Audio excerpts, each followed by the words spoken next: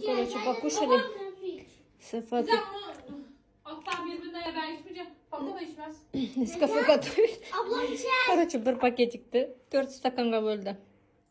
Benimkini iptal edin. Ettik anne ettik. Salak.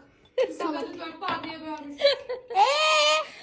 Güzel olur. Bir кофе 4 stakanга Vallahi size böldü. iyilik yapan da Gabert ya. Ой, не могу. Ablam istemiyor o zaman. Yapmayayım. Okay. Aç. Bunlar aynı ya. Hadi. Çabilecek misin? Bir git. Yakın. Yanmadı mı? Ben de. Sefa sen bilmiyorsun. Ben bu sevmiyorum. O sevmiyor. Sefa bak Tamam. patlat. Ne gideceğiz? Bir yere gideceğiz. Yani yapmayayım ben. Bilmem. Kattınız mı? Evet. Короче, Ben stakanları sana julup şey. Yetmez dedim. Ha sen bunu al. Bana küçük yeter. Çok hoşuma. Neden? Buraya küçük yeter. Güzel mi? Bu da küçük. Ben de bunun üstüne Karıştır onu ama. şey doldurmuşsun. Sıcak gelir.